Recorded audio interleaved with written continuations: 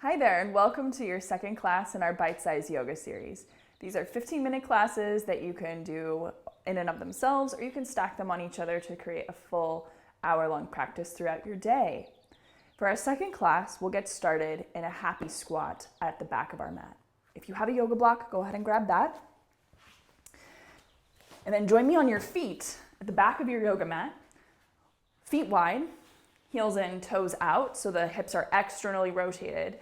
And then as you squat down, you want length in your low back. You might even take one of your hands back to your low back and just feel back there, and you want space. So you don't want your tailbone to be scooping under, and that's what your block is here for, because now your hands are higher up and you can use them to really get space in the low back.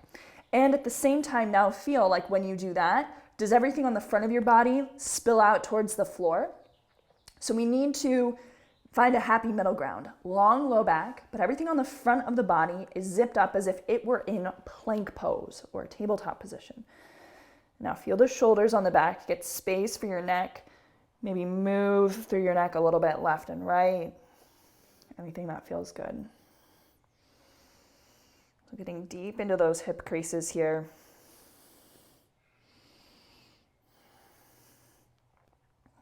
We'll return to this happy squat a few times throughout our practice. So because of that, go ahead and take your block to the side, but still available so you can come back to it. Bend your knees, scoop your tailbone as now you come all the way on up to stand, and step your feet in so that they're underneath your hips. We're gonna turn on the glutes in a standing position. So take your hands onto your pelvis. You want your pelvis to be neutral here so it's not tipping in any one direction.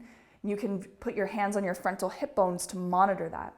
Now, without your pelvis moving at all, shift weight into the left foot, stretch your right leg out to the side, and pulse it a little bit out here, little baby pulses, and see what you can do to get the pulsing action to occur right in the butt area, like right where those butt dimples are.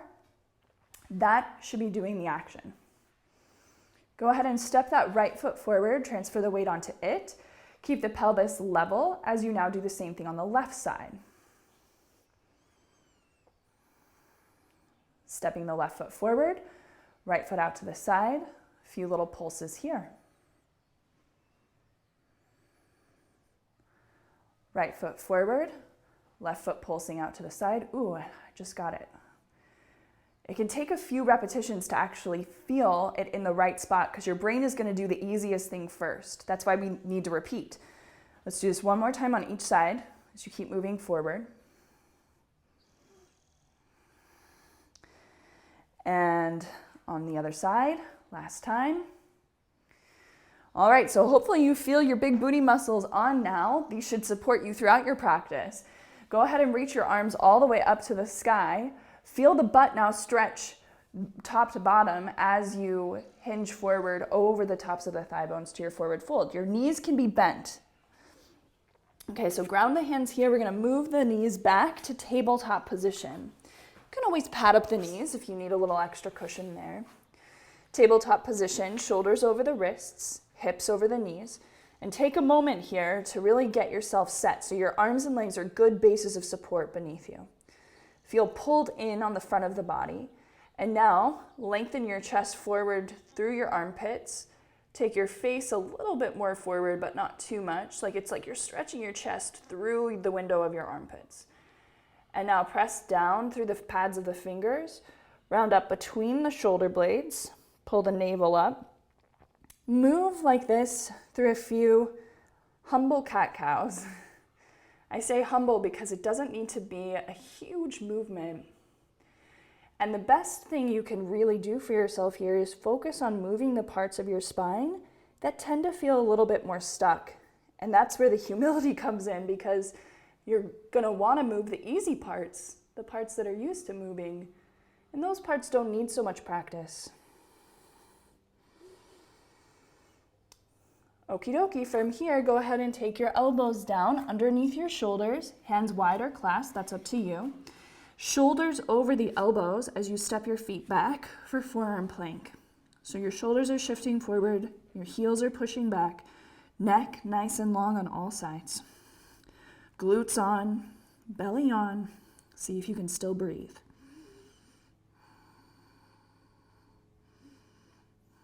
Take the knees down to the floor. Go ahead, release and relax all the way down there. You can let it go and let loose if that feels good. Stacking the hands and dropping your forehead. Maybe bending your knees and painting the ceiling left and right with your toes. Moving in your hips and your back. This is another one of those areas where the front of the body can feel like it's sort of splashing into the floor. We want to combat that. We want to feel the front of the body slurp up into the back of the body. So lengthen the legs back with the toes pointed if that's achievable. And what's going to help you get the front of the body to slurp is using your big booty muscles. So take your booty muscles on. That's going to help you slurp up the bottom of the front of the body. And then the front of the ribs, slurp those up. We're going to see if we can slide the hands back under the elbows or wherever that's achievable. Now here is your chin jutting forward. Tuck your chin into your throat so the back of your neck gets long. And now squeeze the skin between your shoulder blades as much as you can. Really squeeze that skin, but at the same time lengthen the back of the neck. Keep the front body slurping up. And now keep squeezing the skin, really wrinkle it. Can you hover the hands up off the floor any amount? So you're just squeezing, holding those muscles. Imagine you might be sore in these muscles tomorrow a little bit because they're working really hard for you. And make sure the neck feels really free. Go ahead and release and relax. Let go and let loose.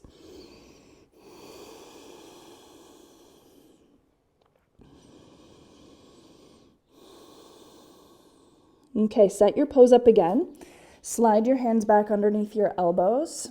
Squeeze the shoulder blades together, lengthen the back of the neck, and pull the shoulder blades down.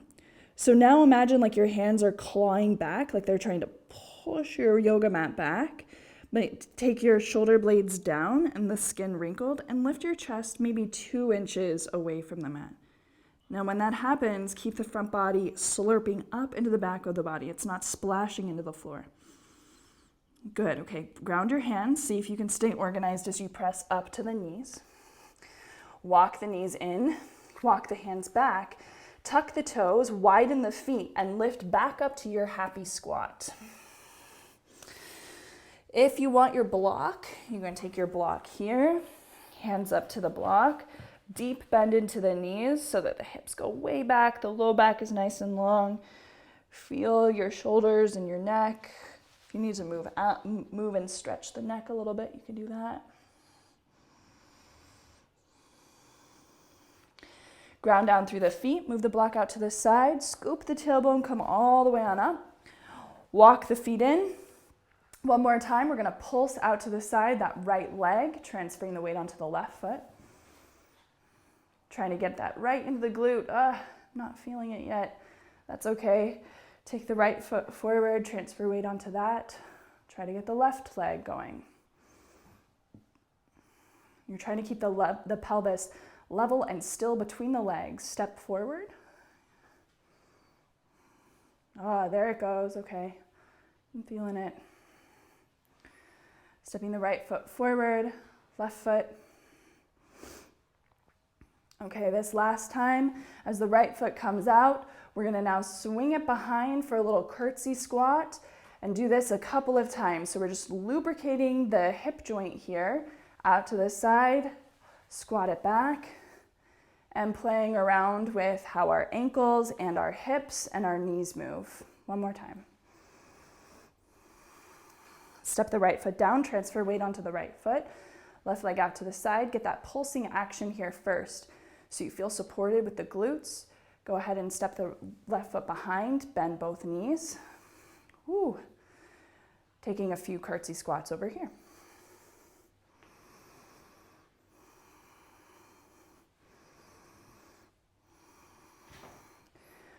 Taking the left foot down, go ahead and reach the arms all the way up to the sky. And as you feel ready, hinging forward over the thighs. Ground the hands. See, this time, can you step back to plank pose, top of a push-up? So the shoulders are forward, the heart's kind of in between the thumbs here, pressing back with the feet. You're in a straight line with the body. Take the knees down, take the elbows down, Shoulders stay over the elbows. Let's walk back to forearm plank again. Press back through the heels.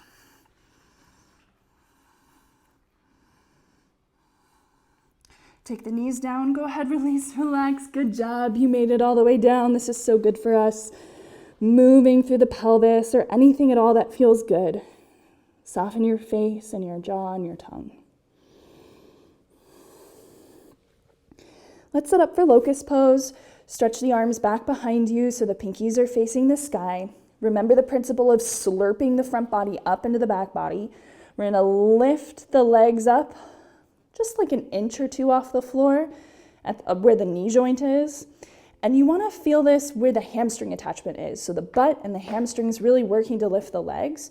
Go ahead and lift the chest the same amount and come all the way back down.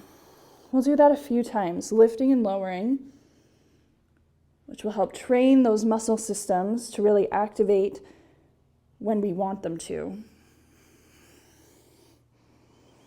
Really focus on using the butt and the hamstrings to lift the legs, focusing on lengthening the spine from the crown to the tail when you lift the upper body. Good job. Slide the hands underneath the elbows. Roll the shoulders away from the ground. Get some freedom for your neck. So that's going to be a really important thing to train. Strong shoulders, soft neck. Press down, stay strong, push up to the knees. Walk the knees in underneath you so you're in tabletop position. And then tuck the toes, lift up off the knees, stretch it back, downward facing dog. Feel strong in your arms and shoulders as if your arms wanted to lift you up into plank. Use your legs to pull your tailbone away from the crown of your head. Can you feel your arms root into your chest, root into your shoulders? Let's push off the hands one at a time to walk all the way back to the feet. Widen the feet. Our block last time. Here we go. The block might be very useful here because here, once you find the legs, we can add a twist. So you keep the left hand down, peeling the right arm open for a little twist. Really pulling in, slurping in the front of the body. That principle still stands. And then twisting and rotating like a shish kebab.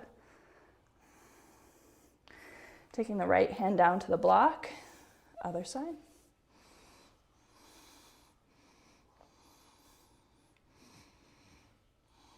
As we feel ready, taking that left hand down to the block, bend into the knees, scoop the tail, slowly come all the way on up, walk the feet in, shake it out, and good job. You made it through our second bite-sized class. So come on back for classes number 3 or 4, or just carry on with your day, and I hope you feel fantastic. We'll see you here soon.